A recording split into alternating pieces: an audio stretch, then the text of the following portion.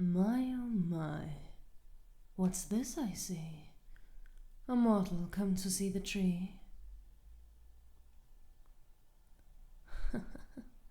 I always wanted to be one of those mystical guardians that speaks in rhymes, but I was never able to work out more than that one line.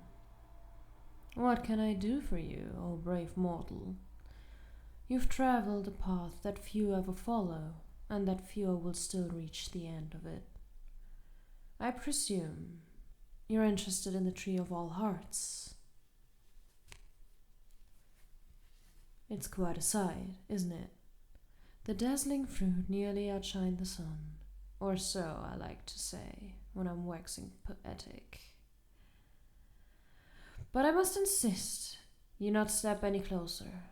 I'm the keeper of this tree, and I must be cautious of those who approach it. You surely already know this is if you've made this far, but each glowing fruit is brimming with magic, and more importantly, each one is tied to a real mortal heart. Of course, I refer to the metaphorical heart, not to the actual organ. In the wrong hands, a person could cause terrible harm to another by damaging one of these fruits. If you're here to seek revenge on someone, you may as well return the way you came. Your own fruit. Yes, that is a different story, friend. All mortals are entitled to their own fruit. I can guide you to yours, but I must ask what you intend to do with it. It's safe here on the tree. It brings you no benefit to pluck it.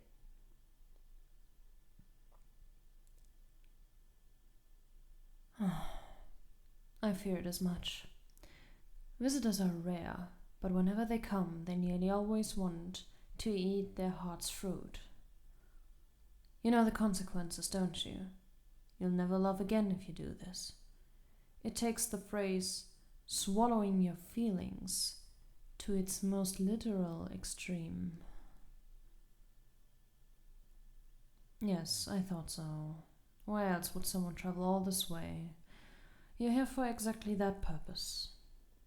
It's my duty to guide you if you insist, but it's my desire to change your mind. I'm sure you've experienced horrible heartbreak in the recent past. They all have.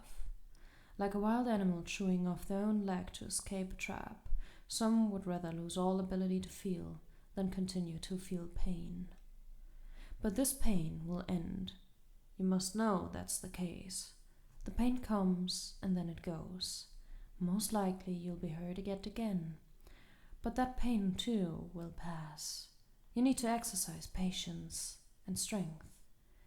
Mutilating your emotions is no solution to your problems.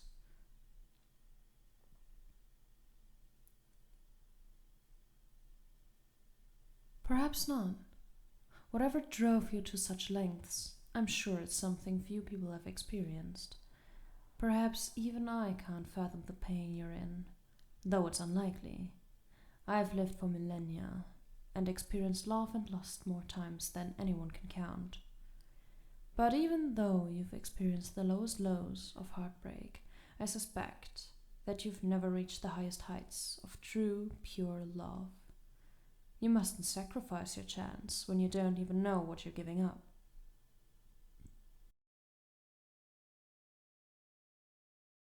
It can't be worth it. That proves to me that you don't understand what's at stake. It's not simply that you feel happy when you're in love. When you experience true love, you feel complete. You discover whole parts of yourself that you didn't know existed. To lose your ability to love isn't a shield against misfortune. It's a shackle preventing your progress. Even if you never form a permanent bond with another person, the mere capacity to love, the desire to find connections, will urge you forward. It's a great part of what makes you fundamentally human. You must try to think from the perspective of your future self. Surely you must be able to see how you would forever wonder what could have been if you'd only pushed through the pain and endured. You might not have your heart broken again, but that, in and of itself, won't make you happy. It will create a sense of permanent loss, one you can never outgrow.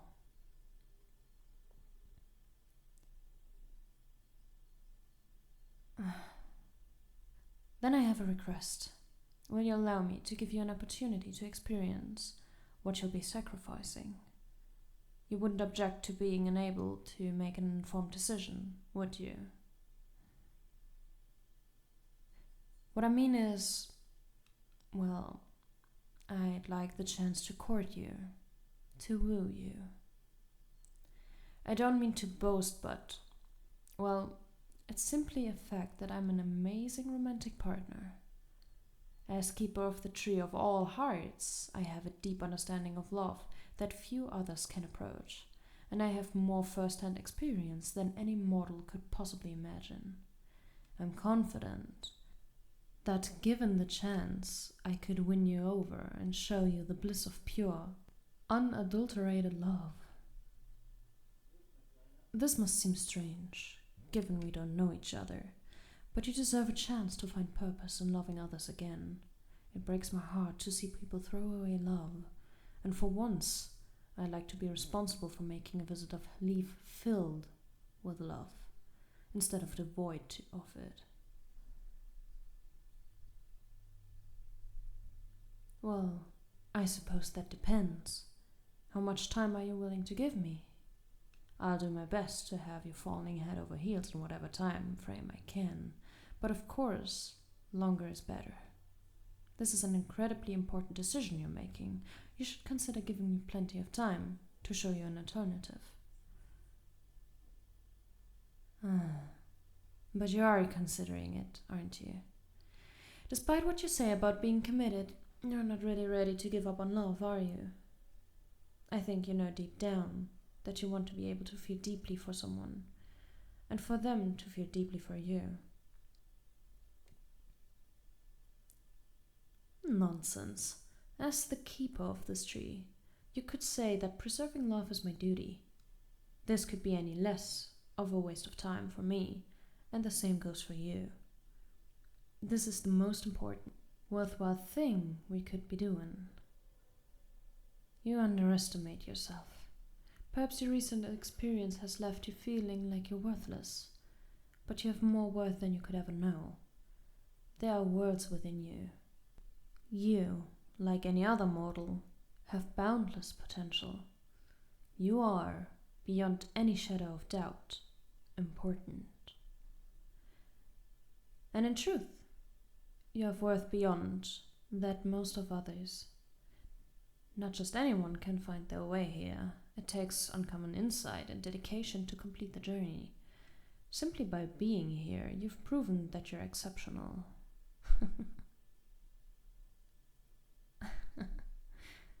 And that is the most incorrect thing you've said by far, dear visitor.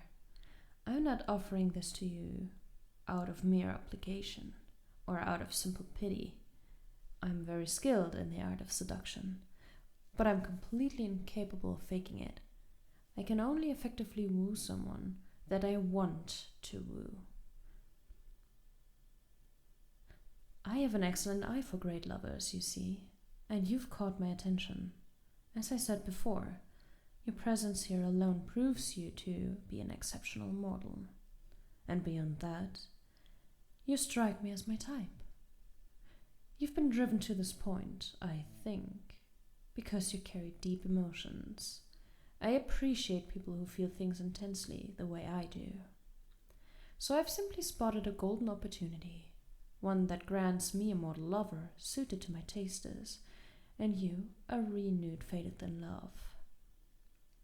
It would be foolish of me not to jump at such perfect chance. Don't you agree? May I take that as your answer then? I certainly hope so. I'm bound by oath to respect your decision, but it would break my heart to see you eat that fruit. Oh, how wonderful. You'll be so happy you agreed, my love. I'll scrub away all your sorrows until bliss shines through. This is going to be a truly unforgettable time for both of us. Oh, no need to worry about that. It's not as if I simply stand in front of this tree from dawn to dusk. Aside from a bit of pruning and standing guard when visitors approach, I have plenty of time. In fact, I spend most of my time in my home. It's just the most comfortable cottage you'll ever see, just over the hill. Here, come along with me. I'll show you. We're going to make each other so happy, my love. Just you wait and see.